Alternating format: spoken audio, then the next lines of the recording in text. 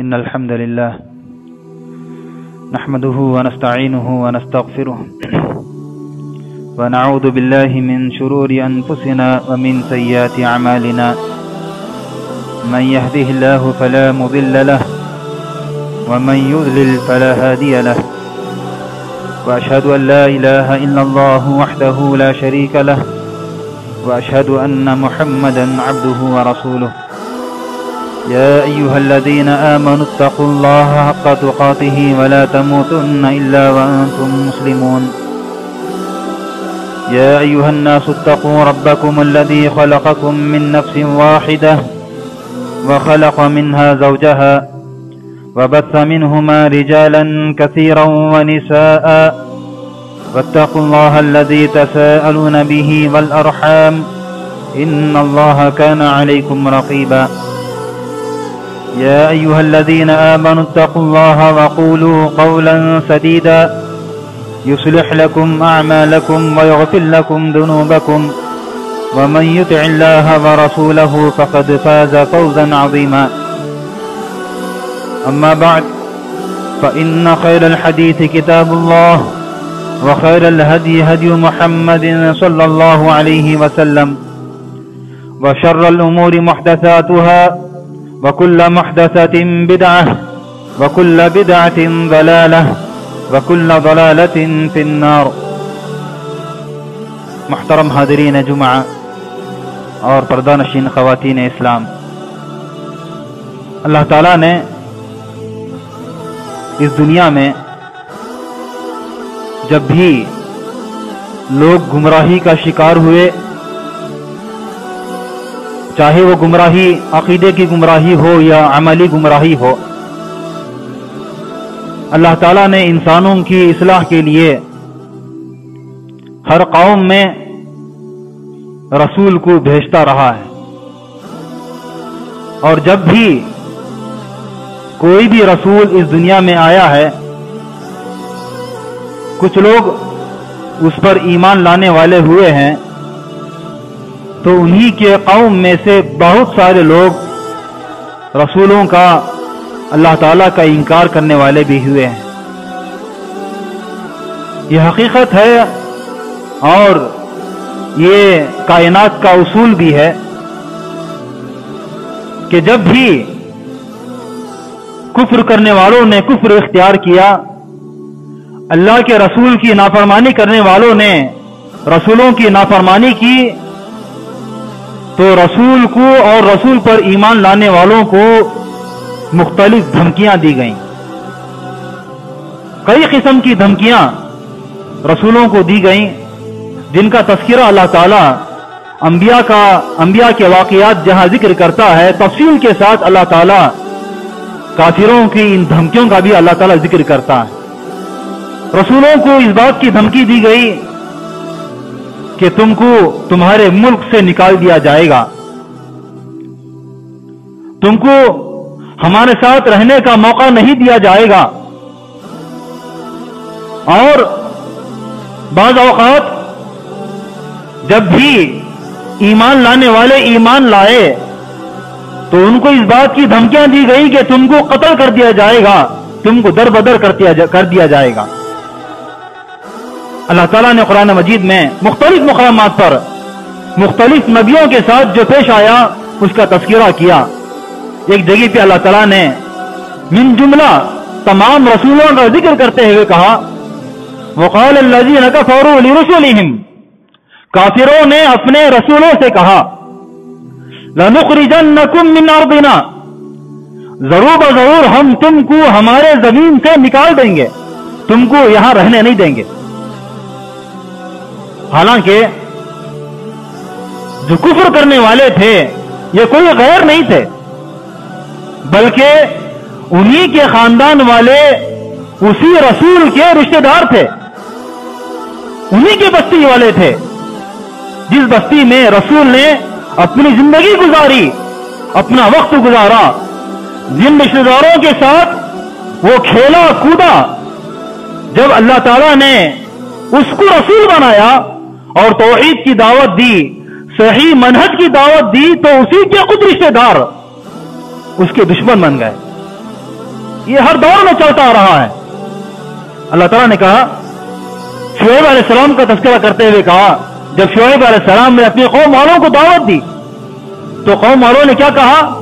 لَنُخْرِجَنَّكَ يَا شُعَيْبُ وَالَّذِينَ آمَنُوا مَعَهُ, اے شعیب تم کو بھی اور تمہارے ساتھ جو ایمان لانے والے ہیں ان کو بھی ہم ضرور بضرور تمہاری اس بستی سے نکال دیں گے. لَنُخْرِجَنَّكَ یا لَوْ تَعُودُنَّ فِي مِلَّتِنَا, اگر تم کو ہمارے ساتھ رہنا ہے تو تم ہماری ملت پر واپس آ جاؤ. جس طرح ہم اپنے باپ دادا کے دین پر ہیں, جس طرح ہم شرک کرتے آ رہے ہیں, بتوں کی پرستش کرتے آ رہے ہیں, اگر تم بھی اسی دین کو اپنا لو گے تو یہاں رہنے کی اجازت ہے. اگر تمہاری کہیں بھی باتوں کو بولتے رہو گے, اس پر عمل کرتے رہو گے تو تم کو ہمارے ساتھ رہنا نہیں ہے. قوم لوط علیہ السلام ایک بڑی برائی تھی, لواطت کا شکار تھے. جب لوط علیہ السلام نے اپنے قوم والوں کو اس برائی سے ڈرایا اور اس برائی سے بچایا تو لوط علیہ السلام کی قوم والوں نے کیا کہا؟ اخرجوا آل لوط من قریتکم, اے لوط تم اس بستی سے نکل جاؤ. ایسا لگتا ہے انہم اناس یتطہرون, تم پاک لوگ ہو, تم اچھے لوگ ہو, ہم برے تو صحیح لیکن تم کو ہمارے ساتھ رہنے کی اجازت نہیں ہے. اسی طرح قریش کے مشرکین نے بھی اللہ کے رسول صلی اللہ علیہ وسلم کو اسی بات کی دھمکی دی. اللہ کے رسول صلی اللہ علیہ وسلم نے قریش والوں کے سامنے توحید کی دعوت دی, اللہ تعالیٰ کا ڈر ان کے دلوں میں پیدا کرنے کی کوشش کی, بتوں کے خلاف کہا اور نیکی کی طرف توحید کی طرف دعوت دی. تو کفار قریش نے بھی یہی کہا, وَإِن كَادُوا لَيَسْتَفِزُّونَكَ مِنَ الْأَرْضِ لِيُخْرِجُوكَ مِنْهَا, کہا اللہ تعالیٰ نے یہ بھرپور اس بات کی کوشش کر رہے ہیں کہ تم کو مکہ سے نکال دیں. یہ ہر دور میں چلا آ رہا ہے, اور جب کبھی اہل حق والے اپنی حق کو لے کر اٹھے ہیں, دین کی دعوت کو لے کر اٹھے ہیں, توحید کو لے کر اٹھے ہیں اور منہج سلف کو لے کر اٹھے ہیں, تو ان توحید والوں کو اور ان حق والوں کو اس بات کی دھمکی دی جاتی ہے اور دی جا رہی ہے کہ تم کو نکال دیا جائے گا, تم کو دربدر آنا پڑے گا. یہی نہیں, اس قسم کی جو بھی دھمکیاں ہیں تاکہ لوگ حق کو قبول نہ کریں اور باطل والوں کے ساتھ رہیں, مختلف قسم کی دھمکیاں ہمیشہ دی جاتی رہی.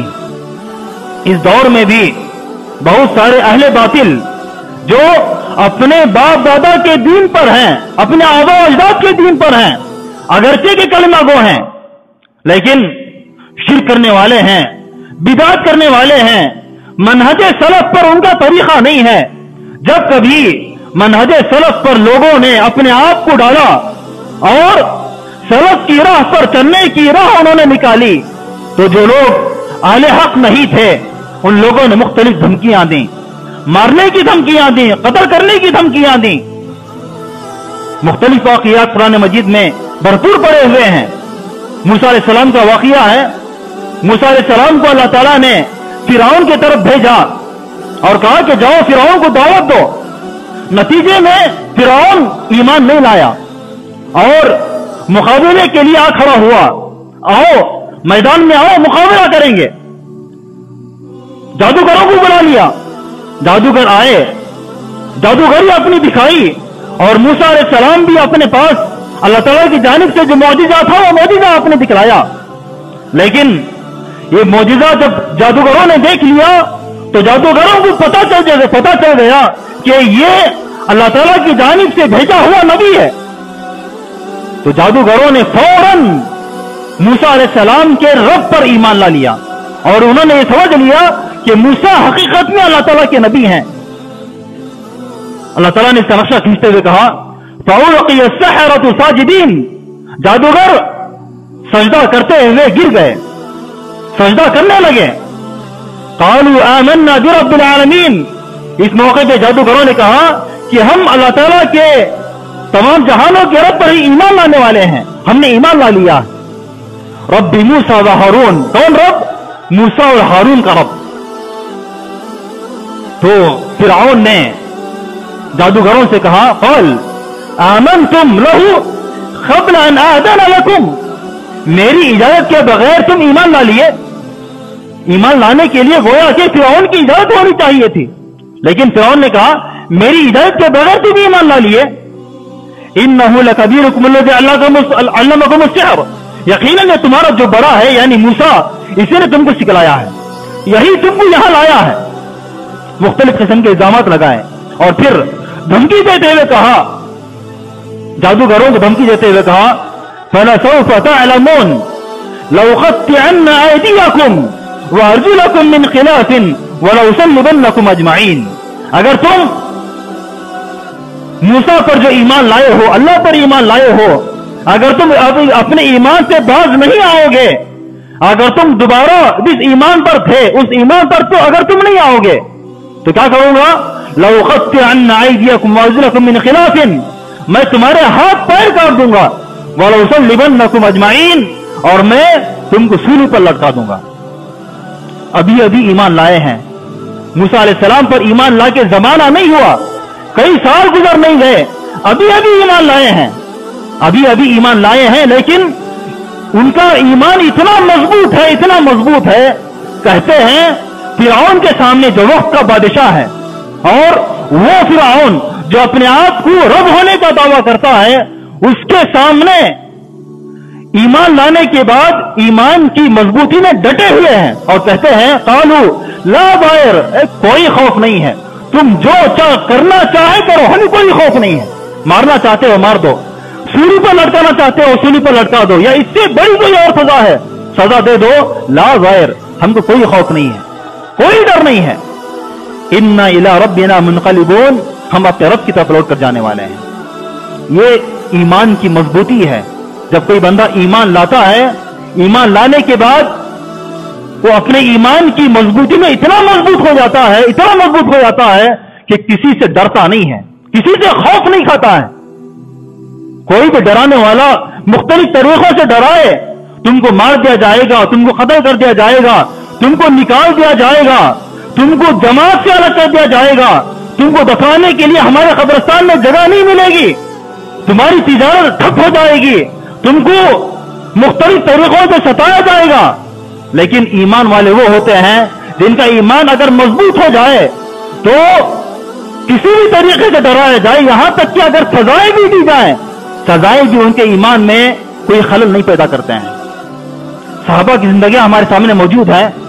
नबी करीम सल्लल्लाहु अलैहि वसल्लम ने जब लोगों को तौहीद की दावत दी, जब सहाबा ने तौहीद को अपना लिया, तौहीद को अपनाने के बाद उस तौहीद में, उस ईमान में इतने मजबूत हो गए, इतने मजबूत हो गए, मुख्तलिफ सहाबा को मुख्तलिफ तरीकों से सताया गया, यहां तक कि बाद सहाबा को कत्ल भी कर दिया गया और बाद सहाबा को मुख्तलिफ तरीकों से सजाएं दी गई। हमारे सामने बिलाल तआला का वाकया मशहूर है। बिलाल तआला गर्म रेगिस्तान में आपको लिटा दिया जाता और गर्म रेत में लिटा कर ऊपर से पत्थर रख दिया जाता, लेकिन इसके बावजूद कहा जाता बिलाल से अपने ईमान को छोड़ दो, लेकिन आप कहते अल्लाह अल्लाह, मैं अल्लाह पर ईमान ला लिया हूं, मैं इस दिन को कभी नहीं छोड़ पाऊंगा। तो ये ईमान की मजबूती है। अगर कोई बंदा ईमान को ला लेता है और ईमान का मजा चख लेता है, ईमान का मजा चखने के बाद उसको कोई चीज लड़खड़ाती नहीं, दुनिया की कोई ताकत उसको यहां वहां बेगा नहीं कर सकती।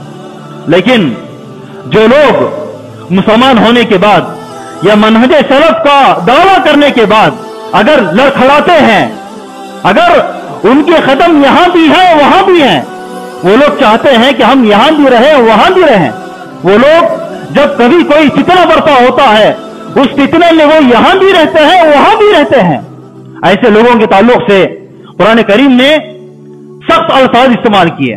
कहा ऐसे लोगों को अल्लाह ताला ने मुनाफिकीन कहा इन्नल मुनाफिकीना युखादिऊन अल्लाह, मुनाफिकीन अल्लाह ताला को धोखा देते हैं, व हुवा खादिउहुम व इज़ा कामू इला अस्सलाति कामू कुसाला। मुनाफिकीन की सिफत यह है कि जब कभी वो नमाज के लिए खड़े होते हैं तो सुस्ती के साथ खड़े होते हैं, बस मेरा शुमार मुसलमानों में हो, बस मैं मुसलमानों में रहूं, یہ بتلانے کے لیے مسجد کو آتے ہیں لیکن ان کا دل یہاں وہاں لگا رہتا ہے. یقین کے ساتھ ثواب کی نیت سے اور اللہ تعالیٰ کو خوش کرنے کے لیے اللہ تعالیٰ سے ڈرتے ہوئے نماز کو نہیں آتے ہیں. وَإِذَا قَامُوا إِلَى الصَّلَاةِ قَامُوا كُسَالَىٰ يُرَاءُونَ النَّاسَ دکھانے کے لیے نیک عمل کر لیتے ہیں. وَلَا يَذْكُرُونَ اللَّهَ إِلَّا قَلِيلًا اللہ تعالیٰ کو بہت کم یاد کرتے ہیں. اور منافقین یہ ایک اور صفت کیا ہے؟ کہتے ہیں مذبذبین بین ذلک، ادھر ادھر رہتے ہیں، دونوں کے درمیان ان کی زندگی گزرتی ہے. لا الہ الا ولا الہ الا، مسلمانوں کے پاس پہ ڈٹ کر نہیں آتے اور کافروں کے پاس بھی ڈٹ کر نہیں جاتے. مذبذبین بین ذلک لا الہ الا ولا الہ الا. امام قتادہ رحمہ اللہ اس آیت کی تفسیر بیان کرتے ہوئے کہتے ہیں کہ لا الہ الا ولا الہ الا کی مثال ایسی ہے گویا کہ درمیان میں ایک نہر ہے، درمیان میں ایک نہر ہے، نہر کے ایک کنارے مسلمان ہیں اور نہر کے دوسرے کنارے یہود ہیں یا کفار ہیں، اور منافقین درمیان میں پھنسے ہوئے ہیں، نہر میں پھنسے ہوئے ہیں اور ڈوبنے کا اندیشہ ہے. یہاں سے مسلمان منافقین کو دعوت دیتے ہیں کہ تم ادھر آ جاؤ، اور اس طرف سے یہود و نصارہ اور کفار منافقین کو بلاتے ہیں کہ تم ادھر آ جاؤ. لیکن منافقین فیصلہ نہیں کر پاتے ہیں کہ ہم کدھر جائیں، مسلمانوں کی طرف جائیں یا کفار یہودوں کی طرف جائیں، لڑکھڑاتے رہتے ہیں. یہاں تک کہ نہر اتنی زبردست نہر آتی ہے کہ منافقین کو ڈباتے ہوئے لے کر چلی جاتی ہے. یہی حال منافقین کا ہوتا ہے کہ لا الہ الا ولا الہ الا، نہ اس طرف ہوتے ہیں نہ اس طرف ہوتے ہیں. یقین رکھیں کہ منہج سلف کو اختیار کرنے والے، منہج سلف پر چلنے والے علم کی بنیاد پر اس منہج کو اختیار کرتے ہیں. اور وہ علم کون سا علم ہے؟ توحید کا علم اور قرآن و سنت کی صحیح تعلیمات کا علم. اگر کوئی بندہ منہج سلف کو اپنی زندگیوں میں لا لیتا ہے، منہج سلف کو اختیار کر لیتا ہے علم کی بنیاد پر، اس کی بنیاد پر نہیں کہ میرا بھائی آ گیا تو میں بھی آ گیا، میرا باپ آ گیا تو میں بھی آ گیا، میرے خاندان میں کچھ افراد آ گئے تو میں بھی آ گیا، اس کی بنا پر نہیں، بلکہ علم کی بنیاد پر کوئی بندہ منہج سلف کو اختیار کرتا ہے تو وہ ڈل بلاتا نہیں ہے، وہ ایک راہ پر ہوتا ہے. اہدنا الصراط المستقیم، صراط المستقیم پر ہوتا ہے. اسی لیے ابو موسیٰ اشعری عنہ کو اللہ کے رسول نے نصیحت کرتے ہوئے کہا، ابو موسیٰ اشعری نے پوچھا کہ اللہ کے رسول صلی اللہ علیہ وسلم مجھے کوئی ایک بات ایسی بتلائیے کہ اگر میں اس پر چلوں تو مجھے کسی اور چیز کی ضرورت نہ ہو، مجھے اور چیز پوچھنے کی ضرورت نہ ہو. اللہ کے رسول نے آپ کو نصیحت کرتے ہوئے کہا قل آمنت باللہ ثم استقم، آپ کہو کہ میں اللہ پر ایمان لایا پھر اس پر جم جاؤ. کیا مطلب ہے اس کا؟ اللہ پر ایمان لانے کا یعنی اس کے دل میں اللہ تعالیٰ کا خوف پیدا ہو جائے، اس کے دل میں اللہ تعالیٰ کا ڈر پیدا ہو جائے، پھر اللہ تعالیٰ کے ڈر کے سامنے کسی اور سے ڈرنے والا نہ ہو، اگرچہ کہ اس کے خاندان والے، اس کے رشتہ دار، اس کے آبا و اجداد اس کے خلاف ہو جائیں، اس کو اس سے کوئی ڈر نہیں ہوتا ہے. اللہ پر ایمان لانے کے بعد صرف اور صرف اللہ تعالیٰ ہی سے ڈرتا ہے، اللہ تعالیٰ ہی کی راہ کو اختیار کرتا ہے. ایسے لوگوں کے تعلق سے اللہ نے خوشخبری بھی سنائی ہے، ان الذین قالوا ربنا اللہ، جو یہ کہتے ہیں کہ میں اللہ تعالیٰ ہمارا رب ہے، ربنا اللہ، ثم استقاموا، پھر اسی پر اپنے راہ کو چلتے ہیں، ثم استقاموا، اسی پر جم جاتے ہیں، اسی توحید پر اور اسی سنت کی راہ پر اپنے آپ کو جما لیتے ہیں. ثم استقاموا، اگر کوئی بندہ اللہ تعالیٰ پر ایمان لانے کے بعد صرف اور صرف اللہ تعالیٰ کا ڈر اپنے دل میں پیدا کرتا ہے اور اللہ تعالیٰ ہی سے ڈرتا ہے، کسی اور کا ڈر اپنے دل میں نہیں بساتا ہے اور اسی پر اپنی زندگی بسر کرتا ہے، کیا فضیلت ہے؟ تتنزل علیہم الملائکۃ، فرشتے نازل ہوتے ہیں، اللہ تخافوا، خوف مت کھاؤ. دنیا میں ڈرانے والے بہت آئیں گے، مختلف جماعتیں، مختلف تحریکیں، مختلف لوگ تم کو مختلف طریقوں سے تم کو ڈرائیں گے، لیکن اللہ تخافوا، تم کو ڈرنے کی بات نہیں ہے، خوف کھانے کی بات نہیں ہے. یہ کیوں؟ اس لیے کہ تمہارا بھروسہ، تمہارا توکل اللہ تعالیٰ پر ہے. تم کو سیدھی راہ پر چلانے والا جب اللہ تعالیٰ ہے تو زندگی کی مشکلات سے نکالنے والا بھی اللہ تعالیٰ ہے. وَمَن يَتَوَكَّلْ عَلَى اللَّهِ فَهُوَ حَسْبُهُ، جو بندہ اللہ تعالیٰ پر بھروسہ کرتا ہے، اللہ پر توکل کرتا ہے، اللہ تعالیٰ اس کے لیے کافی ہو جاتا ہے. وہ کسی اور سے نہیں ڈرتا ہے کہ مجھے یہ ایسے نقصان ہوگا، مجھے ویسے نقصان ہوگا، مجھے یہاں نقصان ہوگا، وہ اس بات سے ڈرتا نہیں ہے. بلکہ اللہ پر توکل کرتے ہوئے اپنی زندگی کی راہ لے چلتا ہے. اللہ تخافو، فرشتے کہتے ہیں کہ تم ڈرو مت. اللہ تخافو ولا تحزنوا، اور جو پیچھے چھوٹ گیا ہے تم اس پر غمگین بھی مت ہو. بہت سارے مواقع پہ ایسا ہوتا ہے کہ جو بندہ توحید کو اختیار کر لیتا ہے اس کا بہت کچھ چھوٹ جاتا ہے. ہو سکتا ہے کہ اس کی بیوی بچے چھوڑ جائیں، ہو سکتا ہے کہ اس کی تجارت چھوٹ جائے، تجارت میں گھاٹا ہو جائے، ہو سکتا ہے کہ اس کا شہر اس کو چھوڑنا پڑے. لیکن چھوٹی ہوئی چیزوں پر تم غم مت کرو. ولا تحزنوا، کیوں؟ اس لیے کہ آئندہ کی زندگی تمہارے لیے بہتر ہو سکتی ہے اور آخرت میں اللہ تعالیٰ تمہارے لیے بہتر نتیجہ دے ہی سکتا ہے. ولا تحزنوا وانتم الاعلون ان کنتم مؤمنین، اور اگر تم مومن ہو سربلندی تمہارے لیے ہی نصیب ہوگی. تو اسی لیے اگر ہم ایمان لا چکے ہیں، توحید کی راہ کو ہم اختیار کر چکے ہیں، تو ہمیں چاہیے کہ ہم اس راہ پر جمے رہیں، ہم ادھر ادھر کے ہو کے نہ رہیں. یہاں بھی وہاں بھی ایسی زندگی بسر کرنے والے یہ منافقین ہوتے ہیں، نفاق ان کی دلوں میں پایا جاتا ہے. تو اسی لیے اگر ہم چاہتے ہیں کہ ہم پکے مومن بن کر رہیں تو ہمیں چاہیے کہ ہم اللہ تعالیٰ ہی سے ڈریں اور اللہ تعالیٰ کی اور اللہ کے رسول کی جو تعلیمات ہیں ان تعلیمات کو سیکھ کر اس پر عمل کرنے کی کوشش کریں.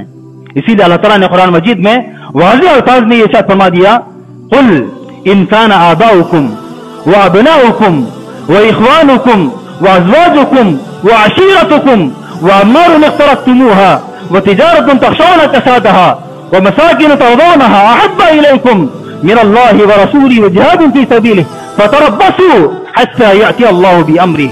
یقیناً یہ آیت ہمارے لیے بہت سبق دینے والی آیت ہے. اللہ تعالیٰ نے کہا اے نبی آپ کہہ دیجئے، اس آیت میں اللہ تعالیٰ نے مختلف پہلوؤں کو جمع کر دیا ہے، یعنی زندگی کے تمام پہلوؤں کو جمع کر دیا ہے جس کے سلسلے میں آدمی ڈرتا ہے، جس کے سلسلے میں آدمی خوف کھاتا ہے. کیا ہے وہ؟ ان کان آباؤکم، اگر تمہارے آبا و اجداد، وابناؤکم اور تمہارے بیٹے، واخوانکم اور تمہارے بھائی، وازواجکم اور تمہاری بیویاں، وعشیرتکم اور تمہارا خاندان، واموال اقترفتموها اور تمہارا وہ مال جس کو تم کماتے ہو، وتجارۃ تخشون کسادها اور ایسی تجارت جس کے گھاٹے کا تمہیں خوف ہے، ومساکن ترضونها اور تمہارے وہ گھر جس کو تم پسند کرتے ہو. اگر یہ ساری چیزیں، تمہارا آبا و اجداد، تمہارے بھائی بہن، تمہاری بیویاں، تمہارا مال، تمہاری تجارت، تمہارا گھر، تمہارا خاندان، اگر یہ ساری کی ساری چیزیں تم کو محبوب ہیں، کس سے زیادہ محبوب ہیں؟ احب الیکم من اللہ ورسولہ، اللہ تعالیٰ سے زیادہ محبوب ہیں، اللہ کے رسول سے زیادہ محبوب ہیں اور جہاد سے زیادہ محبوب ہیں. فتربصوا، تو تم انتظار کرو. کس کا انتظار؟ اللہ تعالیٰ کے عذاب کا انتظار. فتربصوا حتی یأتی اللہ بأمرہ، یہاں تک کہ اللہ تعالیٰ اپنا معاملہ لے کر آئے. تو اس آیت میں اللہ تعالیٰ نے مختلف پہلوؤں کو جمع کر دیا ہے. انسان کو کتنی محبت ہوتی ہے اپنے آبا و اجداد سے، انسان کو کتنی محبت ہوتی ہے اپنے خاندان والوں سے، اپنے رشتہ داروں سے، اپنے مال سے، اپنی تجارت سے، لیکن یہ کتنی محبت اللہ تعالیٰ کی محبت پر غالب نہ آئے. انسان کو محبت ہونی چاہیے اپنے والدین سے، لیکن اس کا مطلب یہ نہیں ہے کہ آدمی اپنے دین کو، کہ اپنے دین کے مقابلے میں اپنے آبا و اجداد کی محبت کو دل میں بٹھائے اور دین کے لیے یہ محبت رکاوٹ ڈالنے لگے. اگر کوئی بندہ ایسا ہو جاتا ہے، اللہ کے رسول نے اس کو مومن نہیں کہا. جیسا کہ عمر بن خطاب رضی اللہ عنہ ایک مرتبہ اللہ کے رسول سے کہتے ہیں کہ اللہ کے رسول مجھے سب چیزوں سے محبوب ہے، میں آپ سے بڑی محبت کرتا ہوں، لیکن میرا نفس مجھے آپ سے زیادہ محبوب ہے.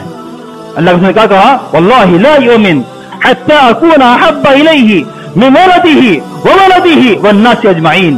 ہرگز نہیں، اللہ تعالیٰ کی قسم، بندہ کوئی بھی اس وقت تک مومن نہیں ہو سکتا جب تک کہ میں اس کے والدین سے زیادہ، اس کی اولاد سے زیادہ میں محبوب نہ ہو جاؤں. آدمی مومن نہیں ہو سکتا، آدمی مسلمان نہیں ہو سکتا جب تک کہ اپنے دل میں اللہ تعالیٰ کی محبت اور اللہ کے رسول کی محبت کو اپنے دل میں نہیں بساتا. اور کیسے نہیں بساتا؟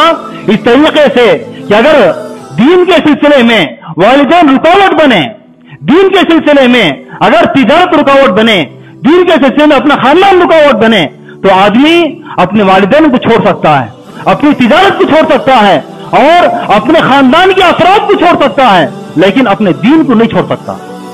ये जज्बा और ये मोहब्बत और इस किस्म का दीन का जज्बा अपने दिल में पैदा होना चाहिए, तभी चलकर आदमी मोमिन हो सकता है।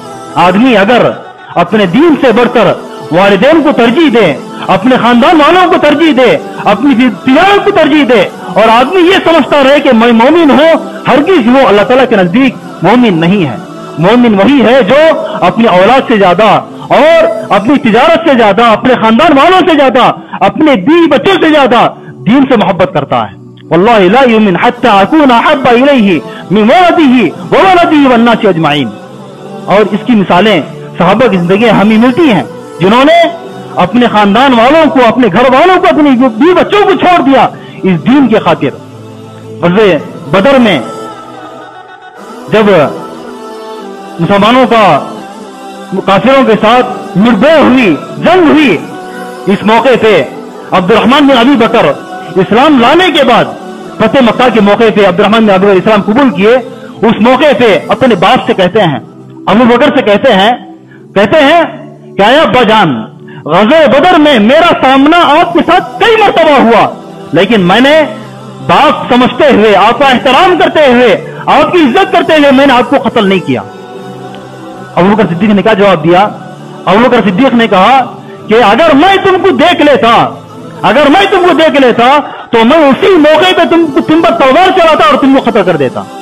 तो ये दीन के सिलसिले में आदमी अपनी औलाद को छोड़ सकता है, अपने घर वालों को छोड़ सकता है।